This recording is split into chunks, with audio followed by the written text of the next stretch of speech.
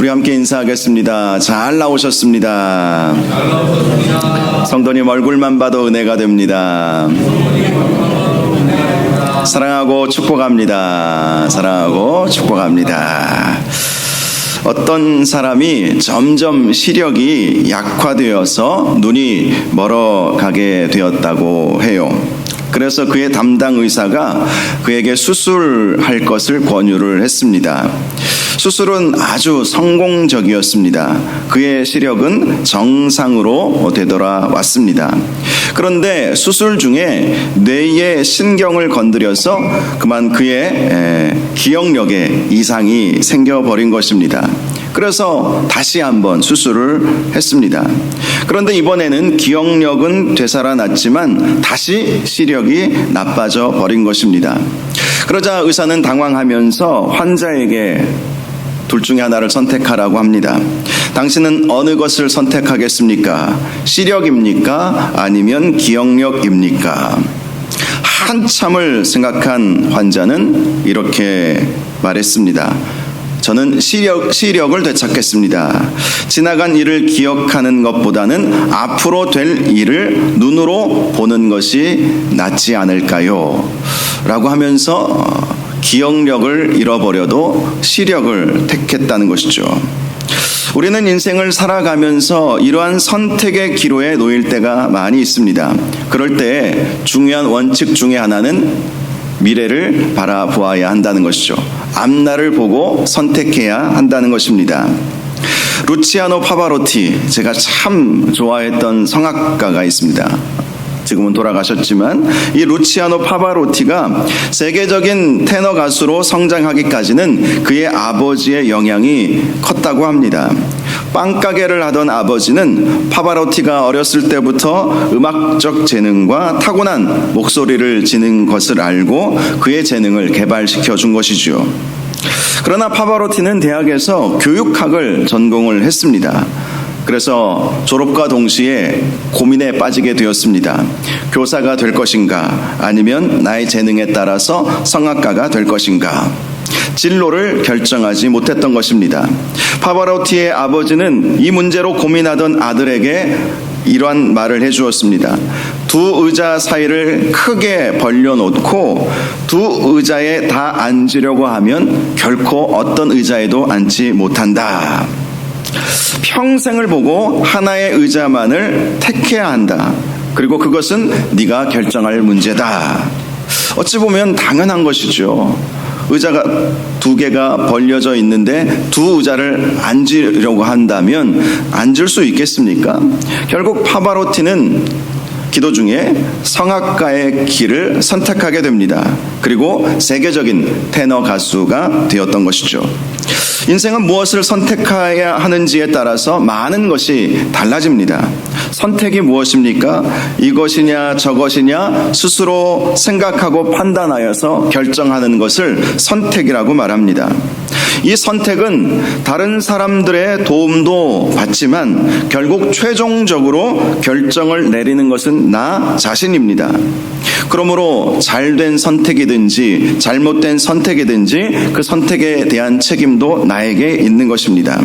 결코 다른 사람에게 핑계를 댈 수가 없는 것입니다.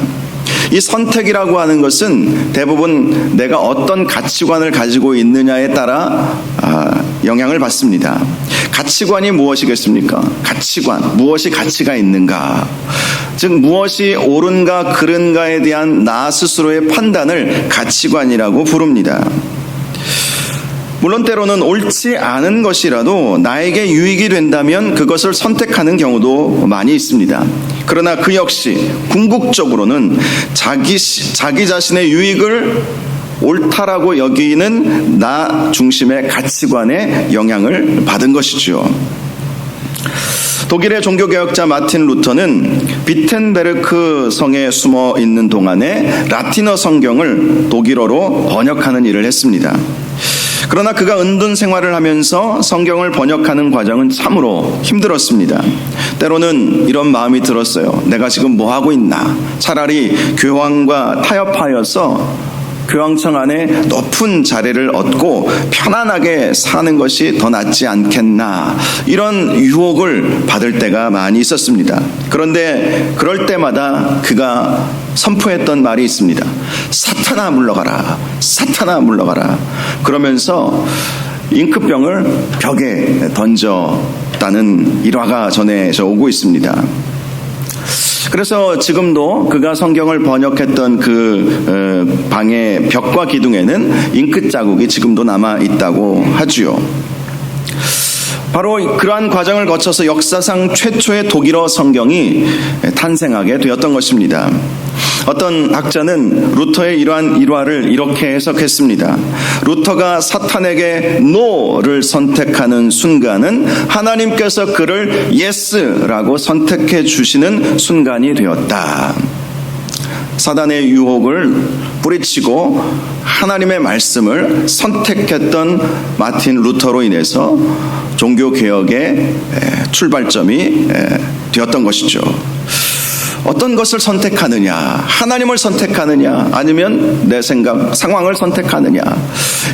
여러분, 우리 인생 가운데 이러한 중요한 여러 복잡한 일들 가운데 무엇을 선택하느냐, 그 기로에 놓여 있을 때는 우리가 다시 한번 말씀으로 돌아가고 하나님의 뜻이 무엇인가, 우리가 그 부분을 놓쳐서는 안 되는 것이죠. 오늘 말씀은 아브라함이 사라의 여종 하갈을 통해서 이스마엘을 낳게 되는 그 과정을 보여주고 있습니다.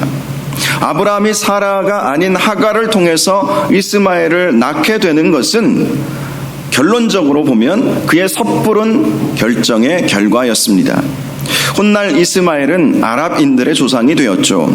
실제로 대부분의 무슬림들은 자신을 이스마엘의 후손이라고 생각하고 있습니다.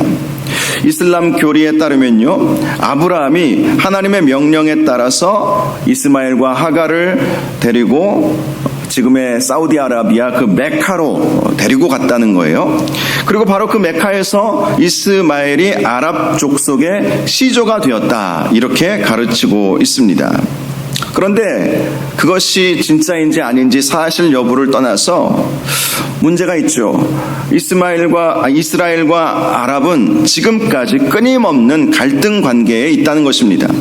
역사를 뒤로 되돌릴 수는 없지만 아브라함이 섣부른 결정을 내리지 않았다면 이러한 역사는 있지 않았을 것입니다. 지금도 가장 위험한 지역이 중동이잖아요. 그래서 중동을 뭐라고 부르는지 아십니까? 화약고다. 언제 터질지 모르는 지역이 저 중동인 거예요. 그 근본 원인이 아브라함이 사라가 아닌 하갈을 통해서 이스마엘을 낳았기 때문에 생겨났다는 것입니다. 오늘 본문 1절을 보니까 아브라함의 아내 사레는 출산하지 못하였다라고 말씀합니다. 당시 고대 근동 사회에서 결혼한 여인이 출산하지 못했다는 것은 너무나도 마음 아픈 일이고 또 때로는 수치스럽게 생각되어지는 일이었습니다. 더군다나 당시 사라의 나이가 75세였어요. 말씀을 보니까 10년 후 가나안 땅에 오게 된 지 10년 후였다고 3절에 나와 있지 않습니까? 그러니 사라가 아브라함을 따라서 하란을 떠나 가나안 땅까지 간 때가 아브라함의 나이 75세, 사라의 나이 65세, 10년이 지났으니까 지금 75세가 된 거예요. 75세가 되었어도 전혀 잉태하지 못했던 것입니다. 창세기 11장을 보면 아브라함의 직계 조상인 셈의 족보를 보여주고 있는데요, 그 족보의 내용을 보면 대부분 30세 전후에 첫 자녀들을 출산했음을 말씀해주고 있습니다. 물론 아브라함의 가문은 예외적으로 굉장히 늦은 나이에 첫 자녀를 출산했죠. 아브라함의 아버지 데라는 첫 아들 하란을 그의 나이 70세에 낳았기 때문입니다. 30세에 대부분 아이를 낳았는데 이 아브라함의 가문은 굉장히 자녀를 늦게 출산했다는 것을 알 수가 있습니다. 아브라함의 연대를 계산해 보면 아브라함의 아버지 데라는 아브라함을 그의 나이 130세에 낳았던 것으로 보입니다. 굉장히 출산이 늦게까지 이루어졌던 거예요. 당신은 오늘날보다 거의 2배를 더 오래 살았지만 130세의 나이도 분명히 적은 나이는 아니었습니다.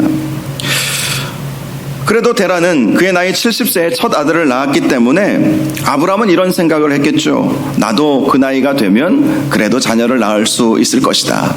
아버지가 70세에 첫 자녀를 낳고 자기는 130세에 낳고 아브라함의 동생 나홀은 더 늦게 낳았겠죠. 그러니 여전히 포기하고 싶지 않은 그런 마음이 그에게 있었습니다. 그런데 아버지가 70세에 첫 아들을 낳았는데 자기는 현재 85세가 되고 사라는 75세가 되었어도 자녀를 잉태하지 못하는 거예요. 그러니 마음이 얼마나 조급했겠습니까? 아버지보다도 내가 더 늦는단 말인가? 이러다가 자녀를 낳을 수 없으면 어떡하지? 이런 조급한 마음을 가질 수밖에 없었던 것입니다. 그런데 당시 사라에게는 하갈이라고 하는 여종이 있었습니다. 이 하갈에 대해서는 애굽 사람이라고 말씀을 하고 있습니다. 창세기 12장을 보면 아브라함이 가나안 땅으로 왔을 때에 극심한 기근을 만나게 되었죠. 그래서 아브라함은 그 기근을 피해서 애굽으로 간 일이 있었습니다. 그때 자기 아내를 바로 왕에게 빼앗길 뻔했었죠. 자기 아내를 자기 여동생이라고 속이게 함으로 바로가 그 사라를 자기 아내로 맞이했던 것이죠. 그러면서 준 여종이 바로 이 하갈이었습니다. 그러니 한 10여 년간 이 하갈을 데리고 자기 몸종 삼아서 함께 살고 있었던 것이죠. 사라는 생각을 했습니다. 내가 출산을 하지 못하면 이 하갈을 통해서 자녀를 낳아서 이 하갈의 자녀가 내 자녀가 되게 하면 좋겠다. 그런 생각을 한 것이죠. 자, 이렇게 말하죠. 여호와께서 내 출산을 허락하지 아니하셨으니 원하건대 내 여종에게 들어가라. 내가 혹 그로 말미암아 자녀를 얻을까 하노라. 당시 고대 근동의 관습에 의하면 여주인에게 자녀가 없으면 여주인의 여종을 취하여 자녀를 낳게 하고 그 자녀를 여주인의 호적에 올리게 하는 것, 그것이 그 당시의 관습이었습니다. 사례는 바로 그러한 관습에 따라서 자신의 여종 하갈을 통해서 자녀를 얻고자 했던 것입니다. 물론 사라의 이러한 행위는 하나님의 뜻과는 전혀 상관없는 하나님의 뜻을 오해한 결과였죠. 그리고 그녀의 뜻대로 되지도 않았습니다. 하갈을 통해서 자녀를 얻고자 했지만 그 뜻을 이루지 못했던 것이죠. 하나님의 뜻을 오해한 것은 아브라함도 마찬가지였습니다. 아브라함은 사레가 간청하자 사레의 말을 들었습니다.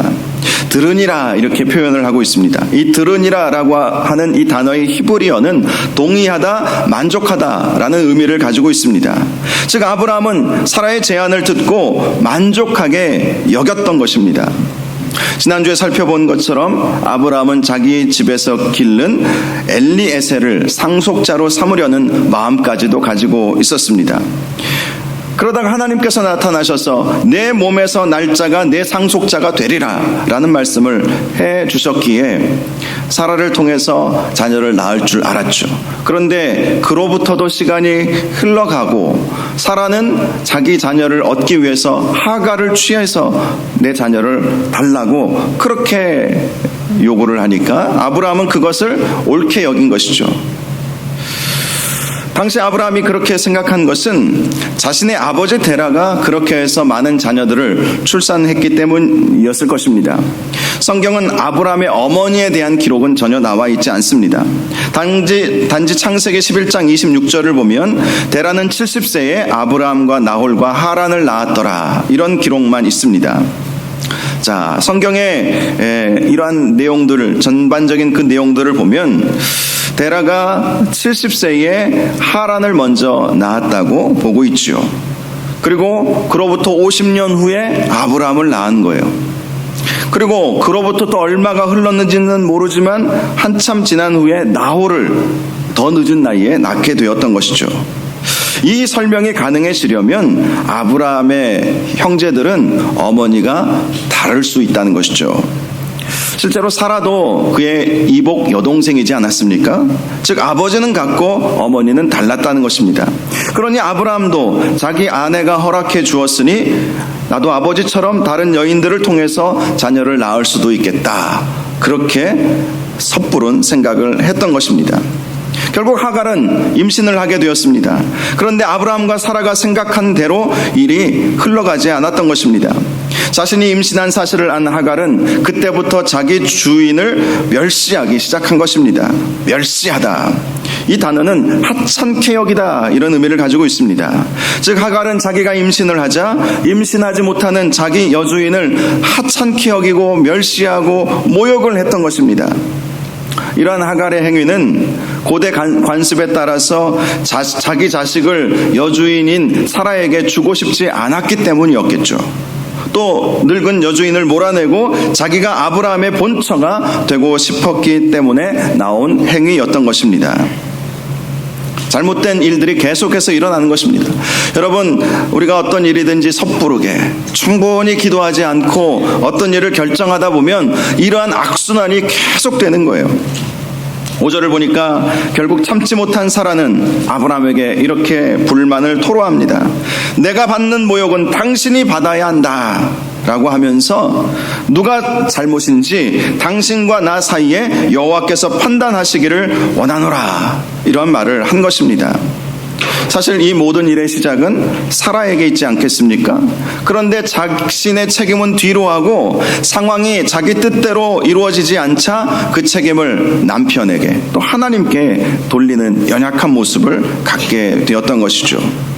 물론 아브라함에게도 잘못이 분명히 있었던 것 같습니다. 그도 그럴 것이 85년 평생에 처음으로 자기 자식을 얻게 되었으니 그 기쁨을 감추지 못한 것이죠. 남자가 좀 지혜가 있어야 되는데 지혜가 없었던 것 같아요. 결국 하갈은 아브라함이 자기 여주인인 사라보다 자기를 더 사랑하는 줄 알고 사라에게 함부로 대했던 것이죠. 그리고 사라는 참다 못해 폭발해버린 것입니다. 6절을 보면 아브라함은 이러한 사라의 불평을 듣고 이렇게 말합니다. 당신의 여종은 당신의 수중에 있으니 당신의 눈에 좋을 대로 그에게 행하라. 여러분은 이 아브라함의 말을 어떻게 생각하십니까? 잘한 말일까요? 아니면 현명하지 못한 말일까요? 종교개혁자 칼빈은 이 구절을 이렇게 해석을 했습니다. 가정의 평화를 회복하기 위한 합당한 조치이자 하갈을 통해 약속의 자녀를 얻으려 했던 자신의 생각이 잘못되었다는 것을 시인한 것이다, 이렇게 해석을 했습니다. 저는 그러한 해석에는 그렇게 동의하지 않습니다. 저는 아브라함의 의도는 잘 알겠지만 지혜롭지 못했다라는 생각을 합니다. 왜냐하면 그렇게 말해버리면 하갈은 뭐가 되겠습니까? 하갈이 무슨 죄가 있어요? 실제로 사라는 그 말을 듣고 임신한 하갈을 학대하지 않았습니까? 그리고 하갈은 참다 못해 도망가 버리는 일이 일어나 버리고 말았습니다. 사실 사라 하면 참 착한 여인으로 우리가 알 수밖에 없죠. 남편에게 무조건 순종했던 여인이 바로 이 사라였습니다. 그러니 그녀의 나이 65세에 그렇게 살기 좋던 고향과 하란 땅을 떠나서 미지의 땅인 가나안까지 남편을 따라온 것 아니겠습니까? 또 애굽에서 남편이 자기 살기 위해서 자기를 누이 동생이라고 속이라고 했을 때에도 남편 살리려고 거짓말도 했던 여인이었습니다. 그녀는 자기가 아이를 임신하지 못하는 것을 늘 남편에게 미안해했던 여인이었고, 남편에게 후사를 낳아주기 위해서 자기 여종을 첩으로 드리라고까지 해주었던 여인이었습니다. 물론 고대 근동의 관습에 따라서 그렇게 했다고는 하지만 남녀의 문제, 부부의 문제는 예나 오늘이나 다 똑같습니다. 그런데 오직 남편 잘 되기를 원하는 마음으로 살았던 이 사라가 처음으로 남편에게 불만을 토로한 거예요. 처음으로 부부싸움이 시작이 된 것입니다. 그들의 이러한 성급한 결정으로 인해서 가정의 위기가 찾아오게 되었던 것입니다. 그렇게 서로 사랑하고 아끼고 남편을 따라주고 또 남편은 아내를 그렇게 사랑해 주었던 그 부부관계가 섣부른 결정 하나로 인해서 완전히 깨어지는, 파탄에 이르는 그러한 상황까지 가버리게 되었던 것이죠. 그래서 우리가 어떤 일을 할 때 잘 선택해야 돼요. 부부 안에 문제에 있어도 마찬가지고 가정 안에서의 문제도 마찬가지고 정말 충분히 기도하고 선택해야 하는 것입니다. 여주인의 학대를 받은 하갈은 결국 자기 집에서 쫓겨나 버렸죠. 물론 하갈도 잘한 것은 없었죠. 자기가 임신을 하고 자기 주인 아브라함이 자기를 사랑해 주자 여주인 사라를 멸시했으니 잘한 것이 하나도 없는 것은 분명합니다. 이렇듯 섣부른 결정은 항상 문제를 일으키는 것입니다. 아브라함과 사라는 평생 부부싸움이라고는 해본 적이 없었는데 이 문제로 크게 싸우게 되었던 것이고 둘의 사이는 그 신뢰의 관계가 무너져 버리게 되었던 것입니다. 사라와 하갈의 관계도 깨어진 것은 마찬가지이죠. 외로운 타지 생활을 통해서 서로 의지하며 때로는 딸처럼 때로는 친구처럼 지냈던 사라와 하갈의 관계도 깨어져 버린 것입니다. 아브라함과 하갈 사이도 마찬가지가 되어 버렸죠.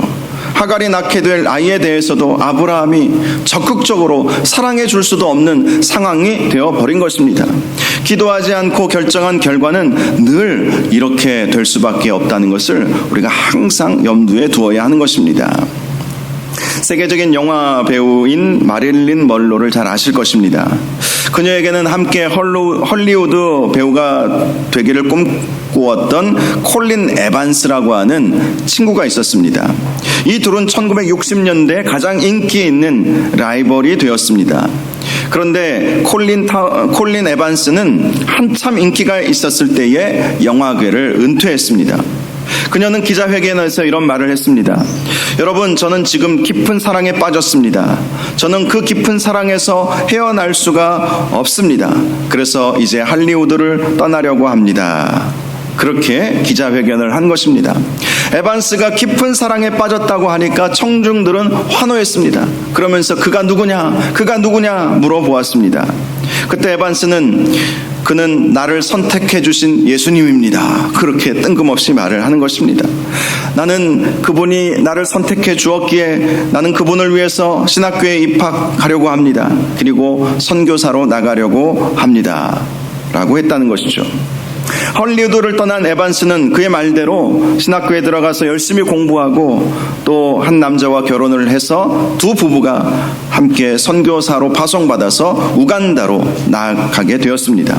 7년간 아프리카 선교를 마치고 안식년 때 잠시 귀국했을 때 빌리 그레함 목사님이 그녀에게 이렇게 물었습니다. 에반스, 당신은 헐리우드의 영광과 명예와 인기를 포기하고 우간다 선교사로 떠난 것이 후회되는 일은 없었습니까?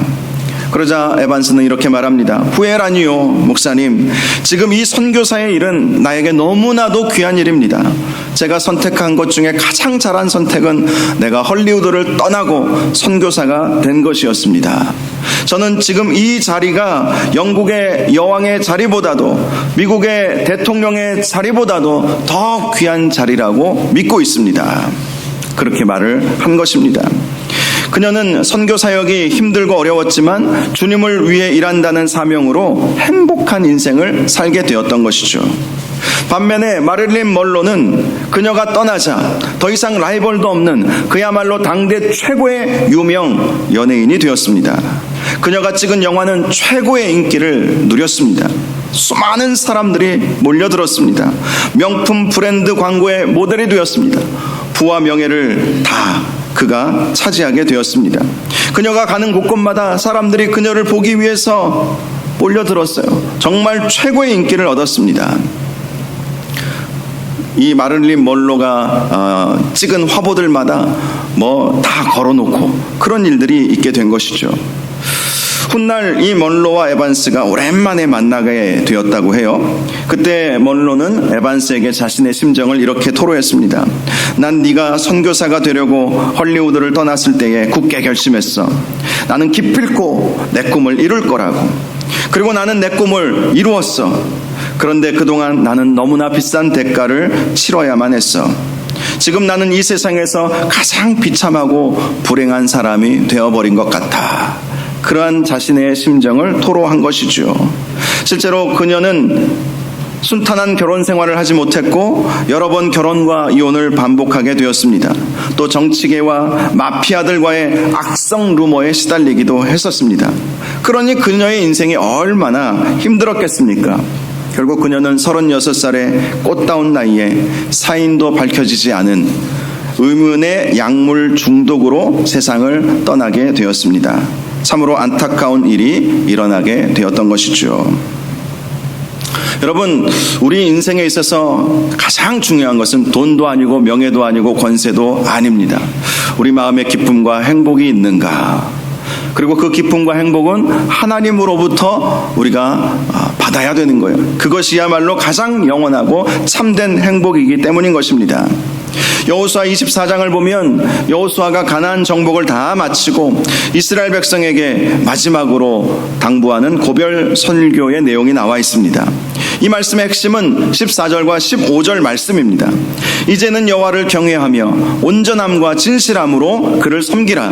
너희의 조상들이 강 저쪽과 애굽에서 섬기던 신들을 치워버리고 여호와만 섬기라. 만일 여호와를 섬기는 것이 너희에게 좋지 않게 보이거든 너희 조상들이 강 저쪽에서 섬기던 신들이든지 또는 너희가 거주하는 땅에 있는 아모리 족속의 신들이든지 너희가 섬길 자를 오늘 택하라. 오직 나와 내 집은 여호와를 섬기겠노라. 너희들이 너희의 갈 길을 스스로 택해야 되는데 나는 오직 여호와만을 섬기겠다. 나는 하나님만을 선택하겠다라고 말한 것이죠. 여호수아는 죽기 전에 이스라엘 백성에게 나는 오직 나와 내 집은 오직 여호와만을 섬기겠다. 오직 여호와 하나님만을 바라보며 살겠다. 그렇게 마지막 설교를 했던 것이죠. 여호수아가 이 말씀을 한 것은 신명기 30장 19절에 나와 있는 생명의 길을 그가 선택했다는 것이죠. 생명의 길, 복과 저주의 길이 있는데 그 복의 길을 선택했다는 것입니다.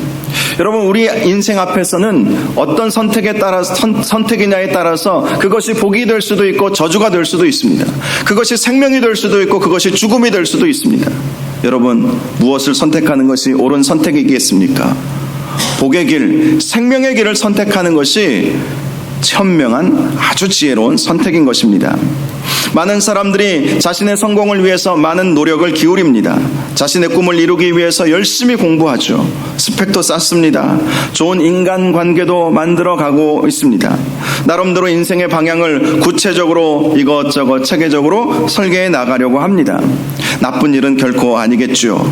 그러나 우리가 항상 기억해야 할 것은 어떤 선택이든지 섣불리 결정하지 말아야 한다는 것입니다.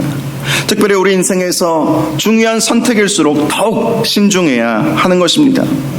그런데 더 중요한 것이 있죠. 신중하게 선택을 했지만 올바르지 못한 선택을 얼마든지 할 수도 있기 때문이죠. 가장 중요한 것은 어떤 인생의 문제에 있어서 선택을 할 때 가장 중요한 것은 하나님께 물어보아야 한다는 것입니다.